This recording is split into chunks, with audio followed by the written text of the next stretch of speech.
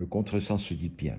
C'est toute la partie le réel sur le schéma du complexe d'Oedipe, publié dans les posts de cette chaîne où il est visible que le non-savoir aimer des parents induit les sentiments de culpabilité et de non-valoir chez l'enfant, puisque tout enfant prend toujours à sa charge la responsabilité d'une relation parentale douloureuse.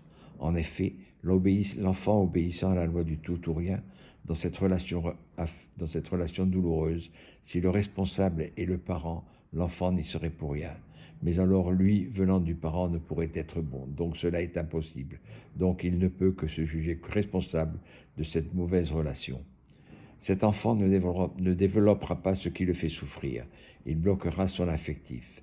Il grandira ensuite physiquement, intellectuellement, mais affectivement, et il restera bloqué et se retrouvera plus tard être un adulte avec un affectif d'enfant, être un adulte avec un cœur d'enfant. Or, être adulte avec un organe d'enfant équivaut à s'être amputé de cet organe. Un adulte aurait un bras de nouveau-né, il ne pourrait rien en faire.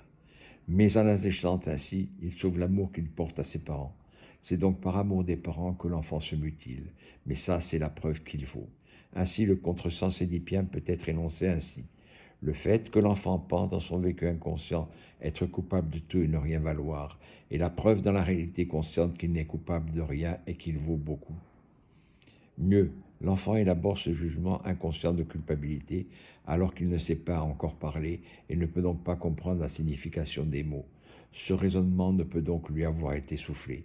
C'est donc lui-même qui, du plus profond de son inconscient, s'est jugé coupable, puisqu'il ne peut savoir à la naissance que l'accouchement est le mode naturel devenu au monde de tout être humain. Chacun a donc vécu ce traumatisme et chacun en a donné la seule interprétation possible. Tout ça est de sa faute. Ce schéma montre enfin que pour être adulte, savoir aimer compte plus qu'aimer, et qu'à la limite, il devrait savoir aimer sans aimer. Mais peut-on savoir travailler sans avoir travaillé? Peut-on savoir jouer du piano sans jouer du piano? Peut-on savoir aimer sans aimer? Mais il vaut mieux pour un adulte savoir aimer sans aimer qu'aimer sans savoir aimer, parce qu'alors son enfant ne serait que s'en juger coupable. Parce que s'il ne m'aime pas, c'est parce que je ne mérite pas qu'il m'aime bien. Point final.